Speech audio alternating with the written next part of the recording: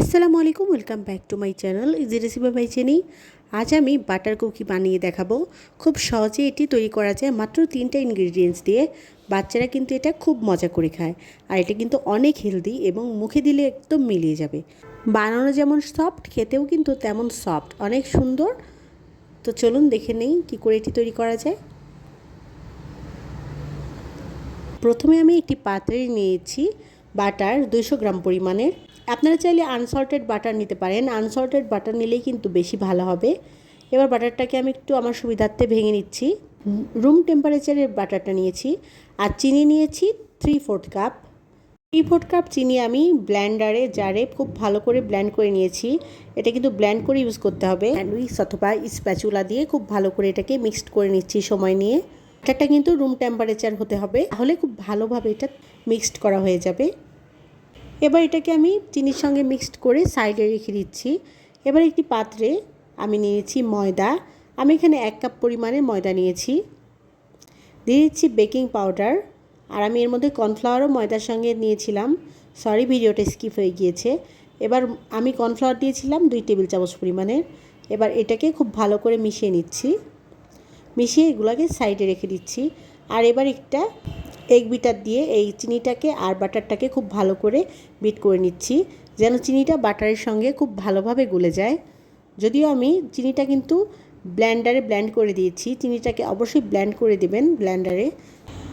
এটা খুব ভালো করে যখন ব্লেন্ড করা হয়ে যাবে তখন এই বাটারটা কিন্তু একটা ক্রিমি চলে আসবে। দেখুন, বিট করতে করতে যখন ঠিক এই কালার হয়ে যাবে তখন এটা কিন্তু হয়ে গিয়েছে। এবার এর মধ্যে আমি আগে থেকে যে ময়দাটা ছিল সেটা দিয়ে দিচ্ছি। ময়দাটা মিক্সড করে রেখেছিলাম। ময়দাটা এবার খুব ভালো করে আস্তে আস্তে অল্প অল্প করে দিয়ে মিক্সড করে নিচ্ছি। সময় নিয়ে মিক্সড করে নিতে হবে। বেশ সময় নিয়ে এটাকে আমি আস্তে আস্তে মিক্সড করে নিচ্ছি। এটা সময় নিয়ে মিক্সড করা হয়ে গেলে এটাকে আমি সাইডে রেখে একটা গ্লাস নিয়ে নিচ্ছি। একটা গ্লাস আর কেক ডেকোরেশন করার এই নজলটা আমার লাগছে। এবার এই পাইপিং ব্যাগের মধ্যে নজলটা আমি দিয়ে দিচ্ছি। এটা একটু কেটে নিব।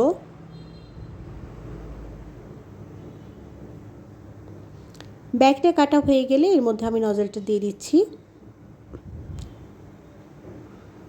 ব্যাগের মধ্যে নজলটা খুব ভালোভাবে সেট হয়ে গেলে এবার গ্লাসের মধ্যে এটাকে আমি দিয়ে এর ভেতরে আমি বাটারের যে মিক্সচারটা করে রেখেছিলাম সেটা দিয়ে দিচ্ছি। স্প্যাচুলার সাহায্যে এর মধ্যে দিয়ে দিচ্ছি, একটু চেপে চেপে ভেতরে দিয়ে দেব যতটা পারবো। এটা দিয়ে দেওয়া হয়ে গেলে এবার আমি ব্যাগটাকে তুলে একটা ট্রের মধ্যে অয়েল ব্রাশ করে তার মধ্যে বাটার পেপার বিছিয়ে দিয়ে তার মধ্যে আমি এভাবে সুন্দর শেপে বিস্কিট তৈরি করে নিব। ইচ্ছা মতো যে কোনো শেপেই দিয়ে নিতে পারি। এইভাবে ফুল শেপে আমি বিস্কিটের ডিজাইনগুলো করে নিচ্ছি। কেউ চাইলে এটা কিন্তু জাস্ট গোল শেপেও করতে পারেন, একটু সুন্দর দেখাবে বলে আমি এটা এই শেপে করে নিচ্ছি। এভাবে সবগুলো বিস্কিট আমি করে নিব। এভাবে সবগুলো কিন্তু দেওয়া হয়ে গিয়েছে।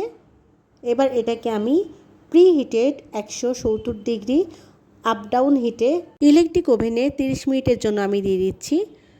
আর যার যার ওভেনের তাপ অনুযায়ী কিন্তু এটি টাইম কম বেশি হবে। আর আমি 30 মিনিট দিলেও বারবার চেক করেছি এবং যখন মনে হয়েছে হয়ে গিয়েছে আমি তার আগে এটা বের করে নিয়েছি। দেখতে পাচ্ছেন এটা হয়ে গিয়েছে। আমার সময় লেগেছে মাত্র 15 মিনিট আমার ওভেনের হিট অনুযায়ী। বিস্কিটগুলো বের করে নিয়েছি। এবার আমি বিস্কিটগুলো একটু হাত দিয়ে দেখাই আপনাদেরকে। এই তো দেখতে পাচ্ছেন পেছনে এমন হয়েছে। বিস্কিটগুলো কিন্তু অনেক ক্রিস্পি হয়েছে, খেতে ভীষণ টেস্টি, মুখে দিলে একদম মিলিয়ে যাচ্ছে। বাচ্চাদের জন্য এটি অনেক হেলদি একটি বিস্কিট, আর খেতে কিন্তু দারুণ মজার। চায়ের সাথে এটি সার্ভ করতে পারেন। আমি একটু ভেঙে দেখাচ্ছি, দেখতে পাচ্ছেন ভেতরে কতটা সুন্দর হয়েছে। এই তো হয়ে গেল, কত সহজে, কত কম উপকরণে। বাচ্চাদের জন্য এটি ভীষণ হেলদি একটি খাবার। আমি এটাকে কিন্তু সংরক্ষণ করব 7 দিন পর্যন্ত। আপনারা চাইলে আরও বেশি করতে পারেন। আজকের মতো বিদায় নিচ্ছি। আমি আবার ফিরে আসবো নতুন কোনো রেসিপি নিয়ে। সে পর্যন্ত সবাই ভালো থাকুন, সুস্থ থাকুন। আমার চ্যানেলটি প্লিজ সাবস্ক্রাইব করে দিন। Thank you for watching. আল্লাহ হাফেজ।